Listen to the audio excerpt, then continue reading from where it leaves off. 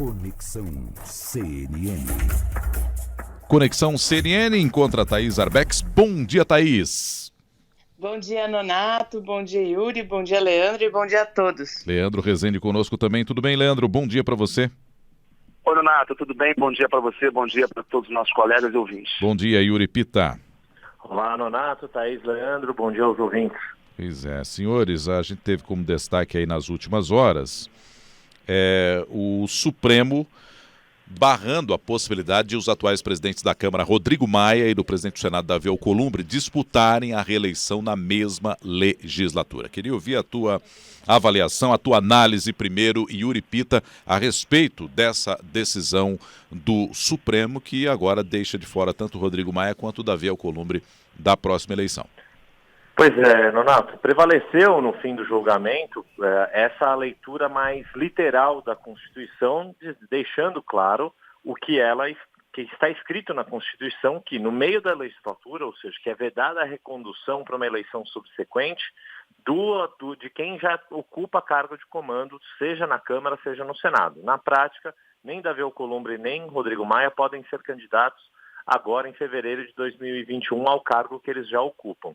Mas, pelos últimos votos que a gente teve na noite de ontem, de Luiz Roberto Barroso, Edson Fachin e Luiz Fux, prevaleceu a tese de que quem for eleito agora em fevereiro de 2021, seja na Câmara, seja no Senado, poderá eventualmente ser candidato a uma nova eleição lá em 2023, porque em 2023 começa uma nova legislatura.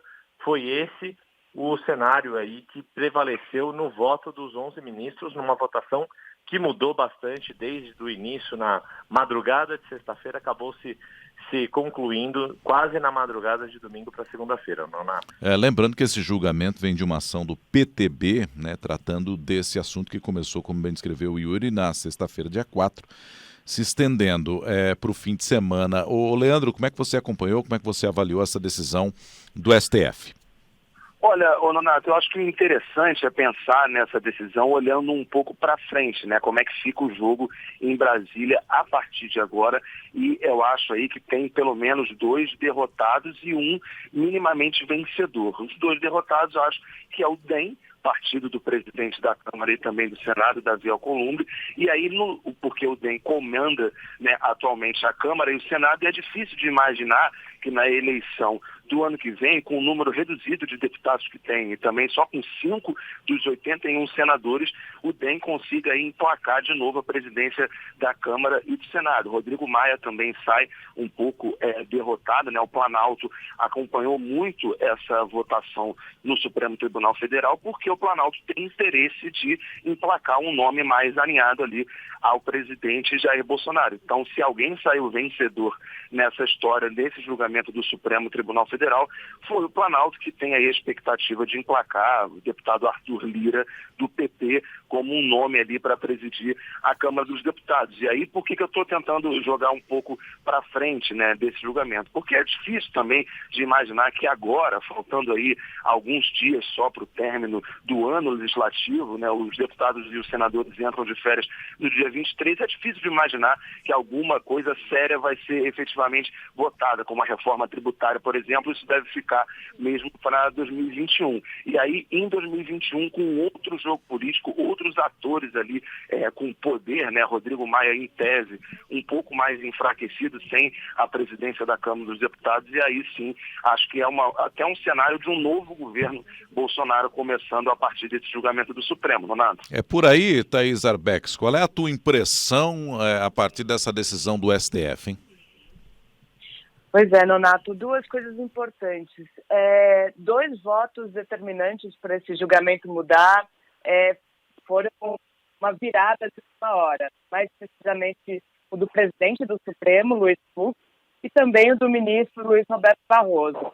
A ala entusiasta da eleição contava com esses 2 votos para dar aval a uma possibilidade de Maia e Alcolumbre concorrerem. Mas agora que o jogo mudou, a gente tem que olhar para frente exatamente como falou o Leandro. E o que está colocado agora, principalmente no Senado, Nonato, deve acontecer uma disputa entre o MDB e o PSD. esses dois partidos, eles têm a maior bancada naquela casa. Cada um tem 12 senadores.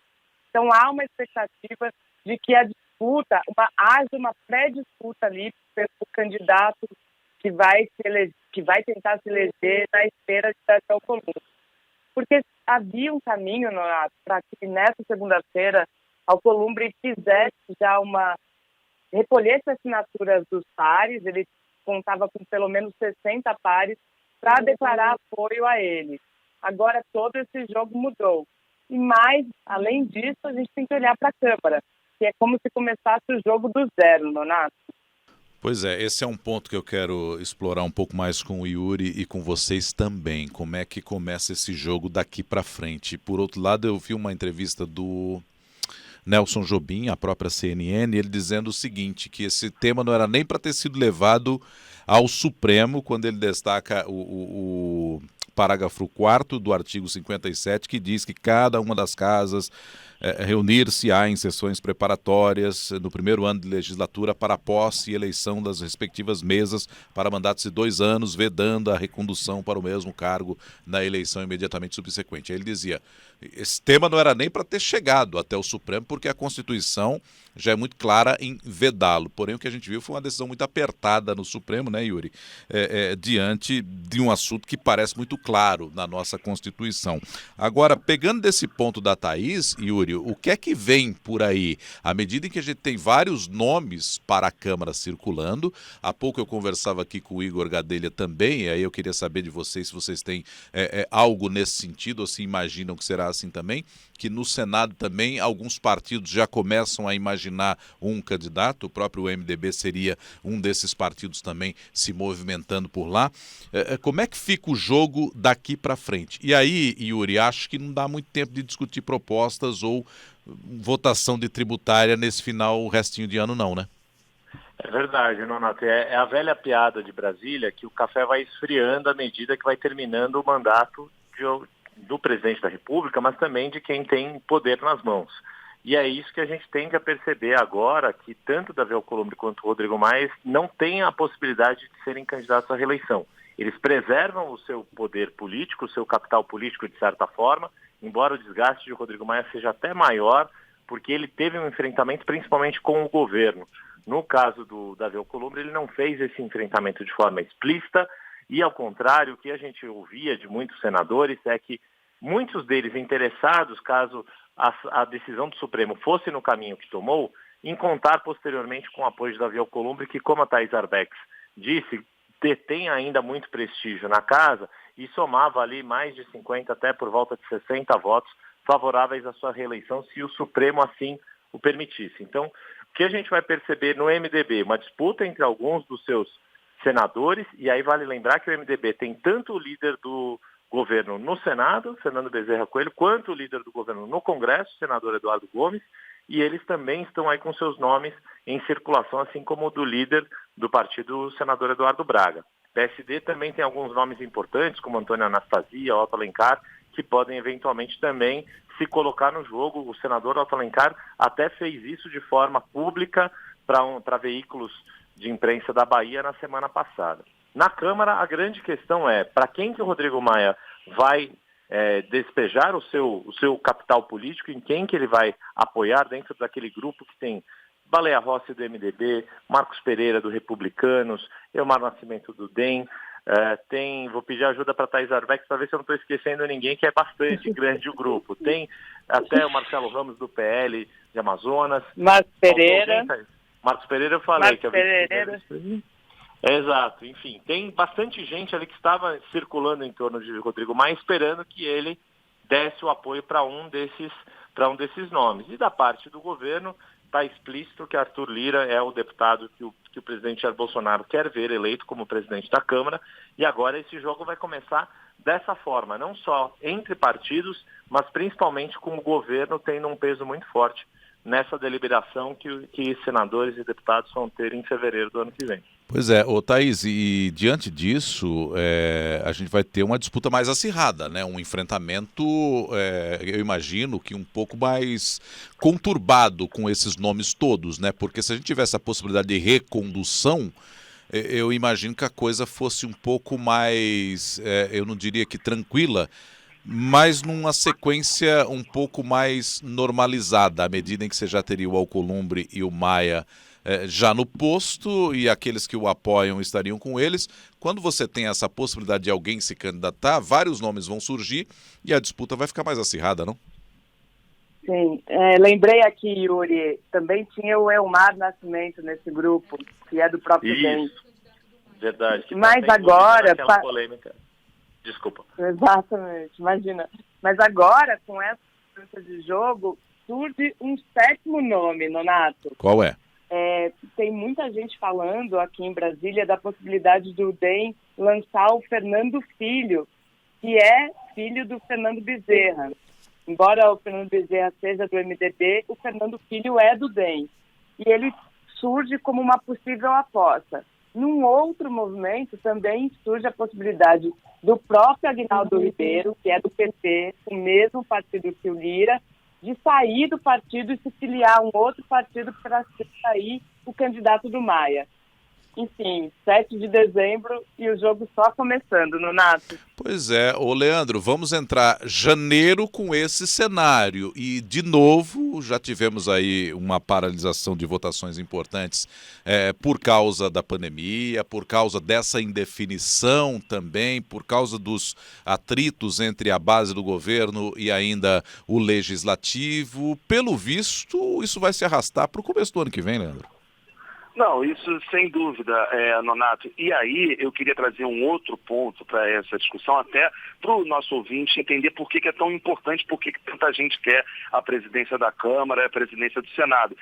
Pelas regras, né, do nosso legislativo, fica muito concentrado na mão do presidente decidir o que vai ser efetivamente votado. Exato. E aí, é claro que um presidente de Câmara dos Deputados mais alinhado ao governo tende a colocar para votação temas que são da agenda desse governo. E aí é uma reclamação de deputados mais alinhados, né, ao presidente Jair Bolsonaro era de que Rodrigo Maia, na presidência da Câmara, não votava temas ali que são caros para o eleitorado bolsonarista, que foram repetidos diversas vezes pelo presidente Jair Bolsonaro. Enfim, questões envolvendo ali flexibilização de porte de armas, medidas relacionadas à educação, como a questão do homeschooling, por exemplo. Então, enfim, são pautas aí que um presidente de Câmara dos Deputados mais alinhado ao governo certamente vai dar um pouco mais de celeridade e a gente não vai ter esse movimento do presidente Rodrigo Maia, que em determinados momentos segurou a pauta, deixou caducar diversas medidas provisórias também. Enfim, um presidente de Câmara que tenha uma sala ali no Planalto certamente vai ajudar aí os planos do presidente Jair Bolsonaro. Por isso que todos os olhos, claro, nesse final de ano para as articulações e no ano que vem para a escolha dos presidentes do Legislativo, Nonato. Perfeito. Thaís, é isso, né? O jogo está só começando. O jogo está só começando, Nonato. E lá no Supremo chegou até alguma divisão? Óbvio que teve, né? Porque foi 6-5, e quando a gente imagina que aquilo estava muito claro na Constituição. Mas quando eu pergunto essa divisão, eu digo no pós. Como é que fica a partir de agora? Climão, Thaís? Nonato, mais do que climão. Nessa madrugada, conversando com algumas pessoas, ouvi a seguinte frase, que agora está instalada a guerra dentro do Supremo. Aquela divisão que a gente já via do ministro Gilmar Mendes com o ministro Luiz Fux, ela tende a ficar ainda mais acirrada. A avaliação dessa ala que trabalhava pela aprovação da reeleição é de que a gestão Fux acabou. Essa frase foi usada por um integrante dessa ala. Por quê? Porque havia avaliação de que tanto Fux quanto Barroso iriam acompanhar o voto do relator. Acho que é um ponto para a gente acompanhar daqui para frente como vai ficar esse clima interno no Supremo, Nonato. Sem dúvida. O Yuri, veja como a gente hoje olha muito para o Supremo, algo que não acontecia há algum tempo atrás, mas é aquela velha história, né? Hoje muita gente sabe de cor o nome dos ministros, mas não sabe do nome dos jogadores da seleção brasileira. Como mudamos nos últimos anos, hein, Yuri? É verdade, o país que deixou de ser o país do futebol passou a ser o país do Supremo, né? Pelo menos os 11 do Supremo são mais conhecidos do que os 11 da camisa canarinho. Essa divisão que a Thais Arbex traz na corte é importante. Por um lado, Gilmar Mendes acaba saindo, era o principal patrocinador dessa tese, Nonato, e ficou exposto pela forma como o julgamento foi conduzido.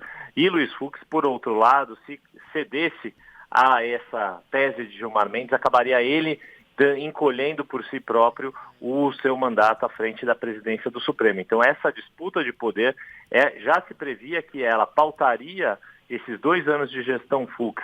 Logo lá no início, quando o Fux tomou posse e colocou em discussão a possibilidade de uma liminar ser ou não revogada pelo presidente do Supremo, já foi uma discussão acalorada naquele momento, e agora a gente percebe que isso vai pautar os próximos 1 ano e meio que Luiz Fux tem à frente da corte. É assunto também para a gente conferir, né, Leandro? Supremo Tribunal Federal nos próximos anos.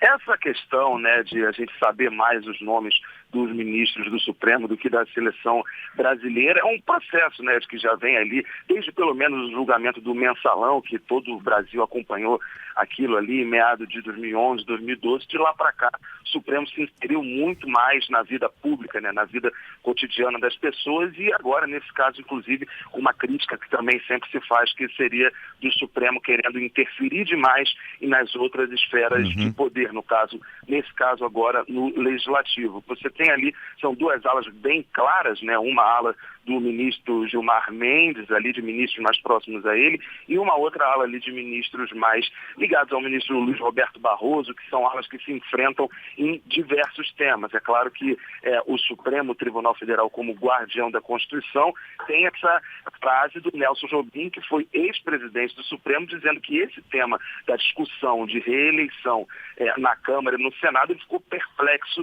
de isso ter sido levado à pauta. E isso foi, claro, com interesses ali desse bastidor, desse jogo de poder, né? Está muito claro na Constituição que não podia ter esse tipo, nem era necessário ter esse tipo de conversa, mas quando isso entra em pauta, naturalmente está dizendo respeito a um pouco dos acordos que são feitos ali também na Corte, que também é espaço de política. E agora, em 2021, com Brasília, com um novo tabuleiro de poder, o Supremo certamente continua sendo um ator importante, né?